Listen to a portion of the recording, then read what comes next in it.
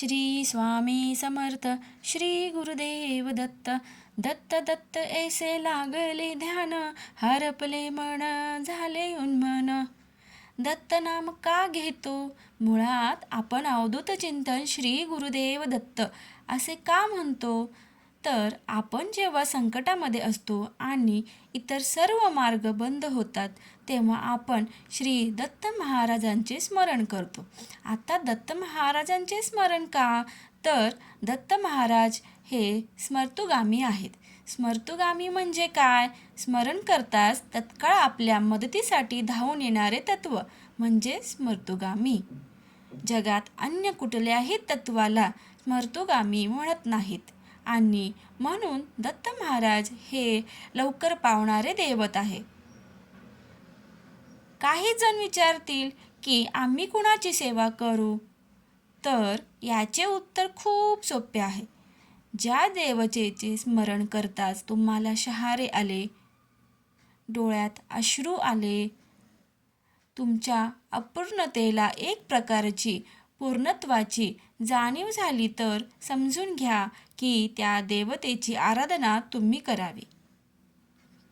दत्त महाराज आणि स्वामी महाराज एकच आहेत.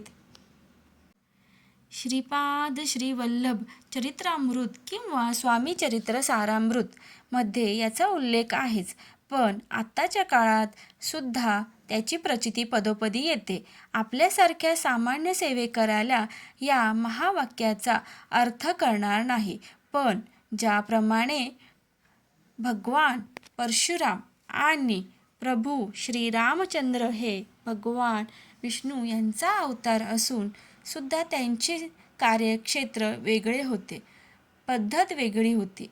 ज्याप्रमाणे ताक, दही, लोणी, तूप हे दुधापासून तयार होतात, त्याप्रमाणे दत्त महाराज आणि स्वामी महाराज हे एकच आहेत. आपण जेव्हा अवधूत चिंतन श्री गुरुदेव दत्त किंवा श्री स्वामी समर्थ म्हणतो आपण, तेव्हा दत्त महाराजांचे स्मरण करतो, चिंतन करतो. आणि जेव्हा आपण दत्त प्रभूंचे चिंतन करतो तेव्हा कुठली चिंता आपल्याला भेडसावत नाही. श्री स्वामी समर्थ महाराजांच्या सेवेने सर्व देवी देवतांच्या सेवेचे फळ मिळते. पावसाचे पाणी सर्व नद्यांद्वारे हे समुद्रात जाऊन मिळते, त्याप्रमाणे सर्व देवी देवतांची केलेली सेवा ही महाराजांच्या चरणी रुजू होते. पितृदोष असेल, कुंडलीमध्ये दोष असेल, वास्तुदोष असेल, जगातील कुठलीही समस्या महाराजांच्या सेवेने दूर होते.